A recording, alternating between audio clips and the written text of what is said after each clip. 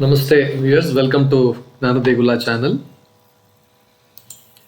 Let us try to understand what is Mohara, Muktayi, etc. in Carnatic music.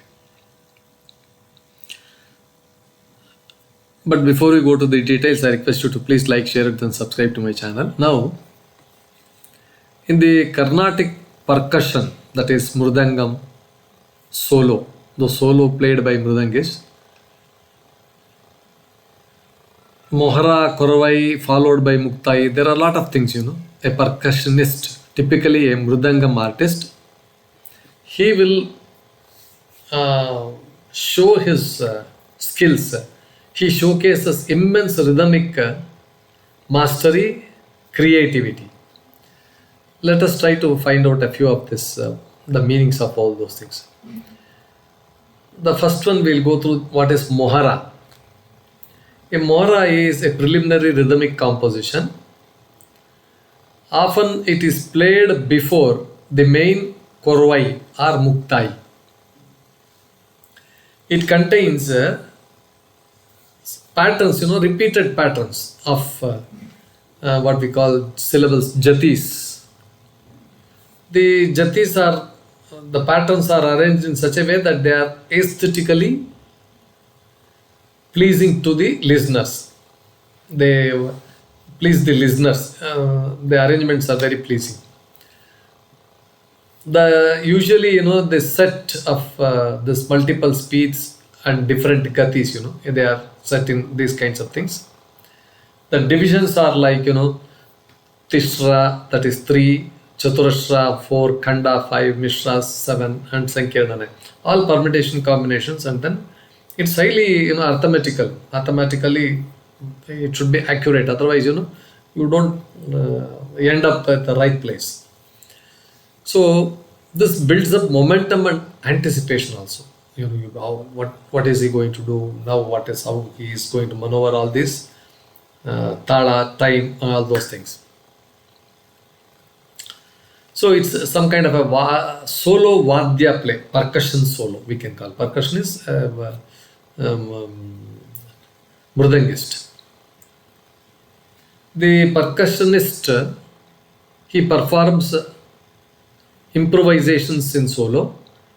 Gradually he increases the speed and he increases the complexity also. Complexity of the swaras and all permutation combinations are there. Very complex, very mathematical complex phrases. He uses various Jathi combinations. The Jathi combinations like, Taka, Takadimi, Taka, Tadiginatom, like this, there are a lot of phrases like that. He uses all these combinations of these Jathi phrases and then he does this mathematical calculations and plays it on the Mridangam. And he explores Laya also, rhythm, very deeply, It could be slow, it could be medium, it could be fast speeds like Vilambit, Madhyam, Dhrita, all those kinds of things. Here, the Manodharma, that is creative improvisation, he showcases with a lot of mathematical precision. A lot of calculation he does in the mind and then plays. It comes only by practice. You have one more, this thing called as Muktayi word. Literally means to liberate, or the climax of the solo, it's ending.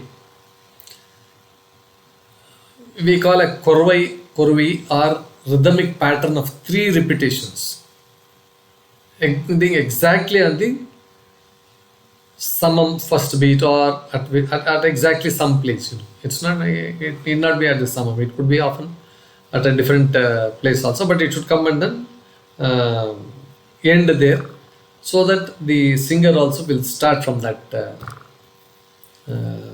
place. It's often very complex, bringing resolution to the rhythmic tension built earlier. So it gives a sense of closure and satisfaction. You have one more word called as Theermanam. Theermanam is a rhythmic cadence or punctuation mark. Theermanam. Usually played at the end of this section, end of all this exercise. At the end, it is played.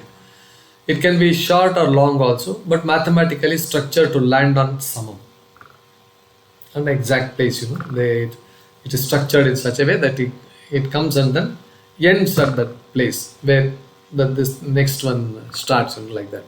The tala starts. It's a signature piece for the percussionist. Often it is unique or personalized also sometimes, and there could be different patterns, different permutation combinations like that. There is one more work called as Makutam, a final crowning piece like a rhythmic ornament, can be well-known Korvai or a brilliantly crafted original form. It can brilliantly crafted. It signals the end of the solo and